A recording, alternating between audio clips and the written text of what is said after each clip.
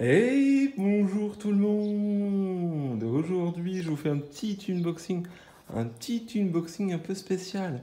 Je vous emmène en Pologne, et oui. Donc là, on est dans la série de tests de matériel. C'est l'avant-dernier produit que je vais tester. Enfin, en gros, il reste deux produits encore qu'il faut que je vous montre, que je n'ai pas encore, mais que je vais bientôt recevoir. Donc, mais là, c'est des produits polonais que je voulais essayer. Donc, j'ai commandé deux nids et une aire de chasse en fait. Enfin, deux nids avec aire de chasse, je vais vous montrer ça. Alors, je suis assez surpris, je les ai reçus assez rapidement, puisque j'ai été livré en 5 jours. Ça m'a pas coûté cher du tout, je vais vous expliquer. Alors là, vous avez une aire de chasse avec tout le nécessaire. Donc là, cette aire de chasse là, ça s'est un peu ouvert pendant le transport, donc il y a quelques gravillons partout. Heureusement, j'ai pas de casse. Donc j'ai bien des trous de raccord, le bouchon pour mettre sur le couvercle.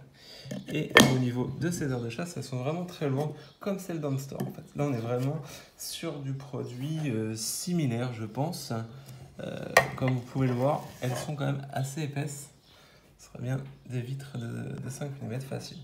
Donc c'est assez content au niveau qualitatif. Les produits ont l'air de tenir la route. Alors là, je vais peut-être vous donner un peu le mal de mer parce que je me suis bougé. Donc là, dans l'aire de chasse, comme je vous ai expliqué, vous avez le fameux bouchon à mettre sur le couvercle pour qu'il y ait des aérations. On a, là, j'avais commandé en plus pour tester un mini abreuvoir, mais bon, je vais tester pour les liquides sucrés sur une grosse colo. En gros, c'est un abreuvoir imprimé 3D et on adapte dessus, je pense que c'est ça, un tube Eisendorf. Voilà, donc là on a un deuxième nid, j'espère que vous allez bien voir, parce qu'il y a le soleil un peu contre-jour. C'est vraiment bien foutu, même le couvercle, hein, on est vraiment proche du métal dans chez Unstore. Donc là je vais pouvoir vous montrer le nid. Donc j'ai pris des modèles avec des nids en gypse, en gros c'est du plâtre résiné, hein, clairement. Et là en fait pour l'humidification, on doit rajouter du sable, je vais vous montrer ça parce que celui-là n'est pas explosé un peu partout.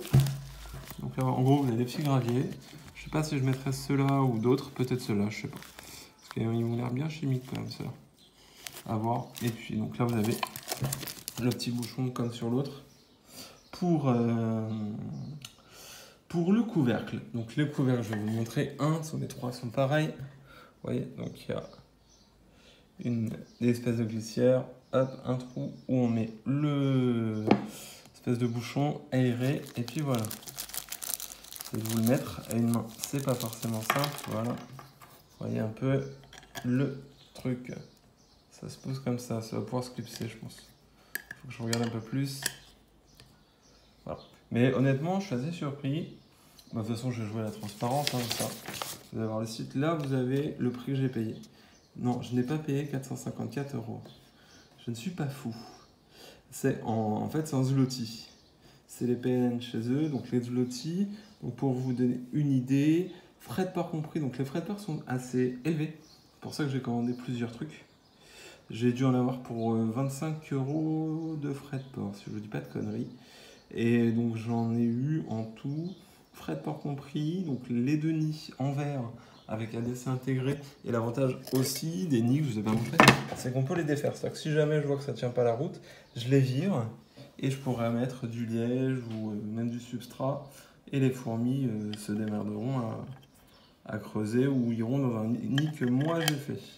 Voilà.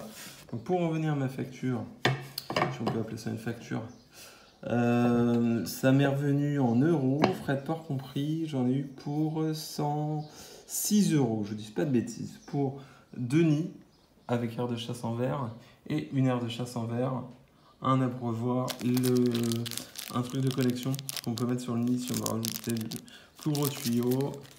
Voilà, donc voilà un petit peu pour cette commande. Je suis assez content des produits, honnêtement. Au niveau du verre, en tout cas, on est vraiment sur la même épaisseur que sur un produit Handstar, par exemple. Après, voir avec le couvercle, c'est un peu différent. Là, Handstar, en général, il y a des petites baguettes en plus qui sont pas forcément là. Les aérations sont peut-être plus grandes. Mais ces bacs-là, franchement, pas mal. Surtout ça, pour faire un petit terrain ou une belle aire de chasse, ça peut être sympa. Voilà. Donc si on peut leur reprocher peut-être qu'ils ont peut-être percé un peu haut les trous de connexion, mais à la limite, c'est pas très grave, hein. les fourmis vont grimper, ou au pire on leur rajoute un support pour qu'elles puissent y accéder plus facilement. Voilà, c'était pour vous faire un petit unboxing, un petit suivi. Je vais un peu me calmer parce que ces derniers temps vous avez quand même eu beaucoup d'achats, mais j'ai pas tout acheté d'un coup, c'est-à-dire qu'il y avait pas mal de choses qui avaient été achetées avant le coronavirus, avant le confinement, et c'est arrivé comme ça. Donc ça, c'est un produit que j'ai acheté il y a pas longtemps, j'ai un peu craqué, je me suis dit, allez, on teste. Ça me paraît pas mal, c'est pas cher, et ça m'a l'air de bonne qualité. En tout cas, ça a l'air. Le nid, je sais pas, je vous dirai. Mais moi, franchement, c'est principalement pour les aires de chasse, les cuves que je les ai achetées. Voilà. Voilà ce que je peux vous faire déjà comme premier retour. Bah, merci de m'avoir regardé. J'espère que la vidéo ne sera pas trop brouillon, si on peut dire. Hein. Je fais une petite vidéo comme ça, rapide. Voilà. Bah, je vous souhaite une excellente journée. À bientôt. Merci beaucoup. Salut, salut.